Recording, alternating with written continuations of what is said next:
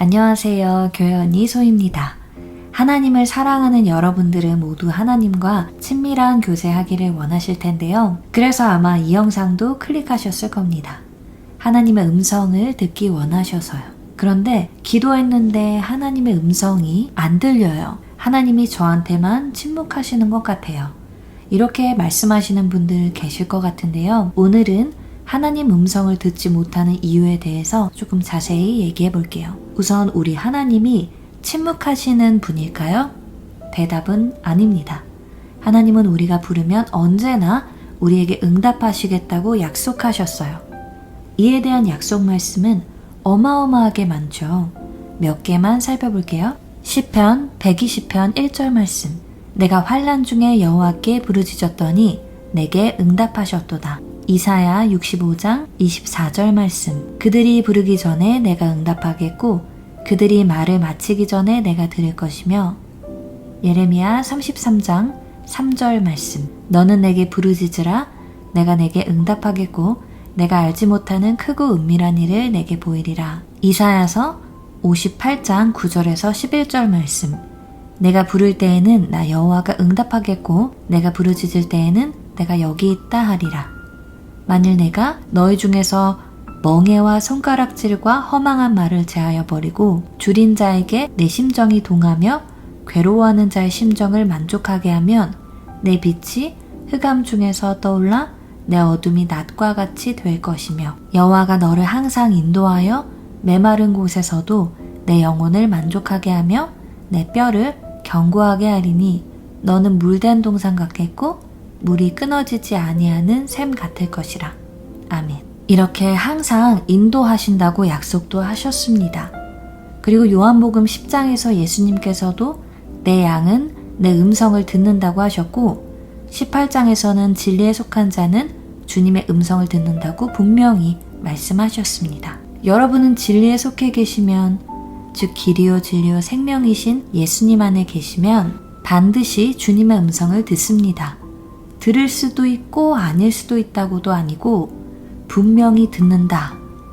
이렇게 1 더하기 1은 2인 것처럼 보편적 진리를 나타낸 때 쓰는 시제 현재형으로 분명히 말씀하고 계십니다. 그런데 왜 안 들리는 걸까요? 하나님이 애써 모른 척 하시는 걸까요? 약속을 반드시 지키시는 신실하신 하나님께서 잠시 예외로 하시는 걸까요? 절대 아닙니다. 우리가 못 듣는 것이죠. 즉 그분의 음성임을 알아차리지 못하는 겁니다. 하나님은 영이십니다. 그래서 그분을 영과 진리로 예배드려야 하죠. 무슨 말이냐고요? 여러분이 그분의 주파수, 즉 영과 진리에 맞춰져야 그분의 음성을 들을 수 있다는 말입니다. 하나님은 늘 말씀하고 계십니다. 한번 잘 생각해 보세요. 하나님 왜죠? 하고 물으실 때 여러분의 마음이 어떻습니까? 하나님께 뭔가 불만이 있거나 의심하는 마음이 아닌가요? 약간 더 솔직하게는 약간 하나님께 따지는 상태가 아닌가요? 즉 하나님을 100% 신뢰하는 상태의 마음이 아닌 겁니다.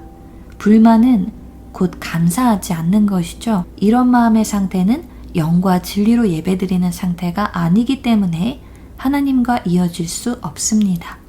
그래서 들리지 않는 겁니다. 또 하나님 A 할까요? B 할까요? 이런 식의 질문 같은 경우도 비슷합니다. 어느 정도 선택지를 내가 다 추려놓고 마지막 최종 결정하기는 좀 헷갈리니까 그제서야 하나님 이거 어떠세요? 물어볼 때 있으시죠? 하나님께 가장 먼저 여쭤보는 게 아니라요. 그럴 때 하나님이 대답하지 않으실 때는 아마 이런 경우일 수도 있습니다. A도 아니고 B도 아니다. 이렇게 하나님은 생각지도 못한 대답을 하실 수도 있습니다. 왜냐하면 하나님은 모든 경우의 수를 아시고 우리의 지각과 경험을 뛰어넘는 분이시기 때문입니다. 이처럼 우리는 생각보다 지나치게 우리의 생각 방식을 고집할 때가 많습니다. 그러나 하나님은 인격이십니다. 하나님은 마치 소원을 주문하면 뚝딱 이뤄주는 요술램프의 지니가 아니죠. 즉 우리가 다른 사람들, 즉 다른 인격들을 대할 때 그들 각자의 뜻이 있고 성격이 있음을 감안해서 존중하며 대하듯 하나님도 그렇게 대해주세요. 그분도 그분의 뜻, 의지가 있으시고 성격도 있으시죠. 그런데 우리 방식과 타임라인을 지나치게 고집하면서 왜 내 뜻대로 안 해주시는 거죠? 대체 왜 이렇게 안 해주시는 거예요? 하고 따지는 마음 상태라면 그분의 뜻을 존중하지 않는 상태입니다. 그렇다면 인격이신 그분의 반응은 어떨까요? 나를 좀 믿어주지 않을래? 이렇게 반응하시지 않을까요? 좀 서운하실 것 같지 않으세요? 우리를 사랑하셔서 우리를 기쁘게 해주고 싶어하는 분을 의심하면 그분의 마음이 아프시지 않을까요? 이사야서 55장 8절에서 9절 말씀.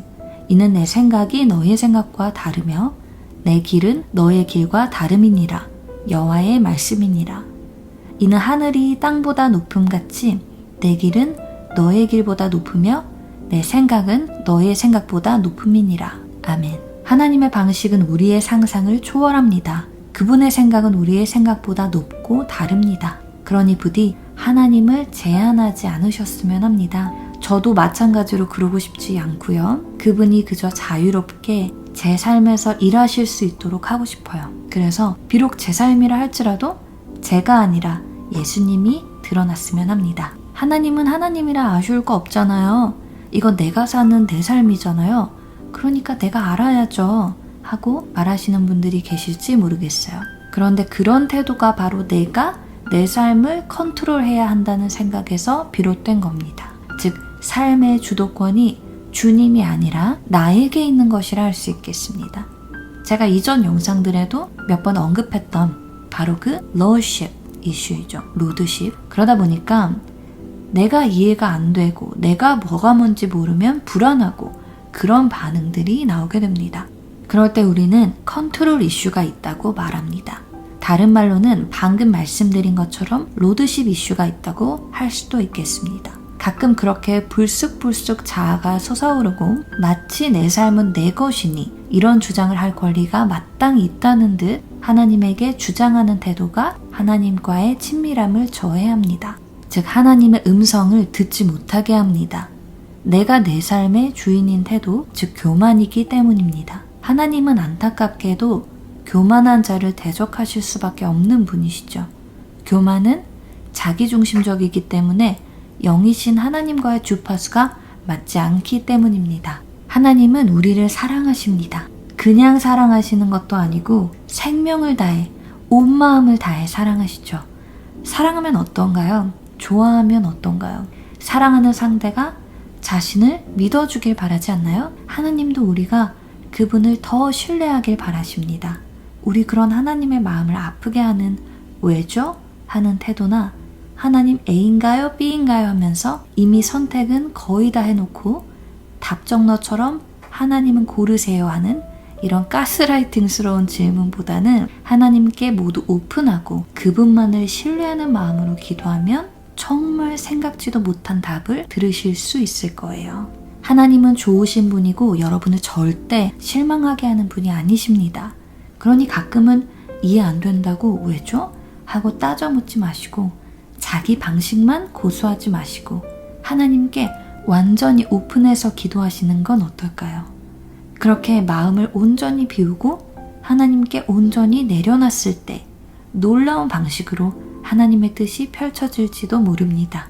영어로는 서렌더라고 하고 우리말로는 항복, 승복한다고 하지만 저는 온전히 마음을 비우고 하나님을 온전히 신뢰하는 마음으로 모든 선택지를 다 내려놓는다고 표현하고 싶어요. 여러분도 그렇게 하나님을 신뢰함으로써 여러분의 삶에 놀라운 기적들을 경험하시기를 축복드립니다. 하나님을 알면 알수록 새롭고 놀라워서 그 어떤 세상의 경험보다 그 어떤 사람보다 매력적이고 멋진 분이란 걸 더욱 많이 깨닫게 되실 거예요. 소희감성은 언제나 여러분과 하나님의 친밀한 사랑의 교제를 응원합니다. 다음에도 주님께서 주시는 감동을 바탕으로 여러분을 찾아뵐게요. 감사합니다.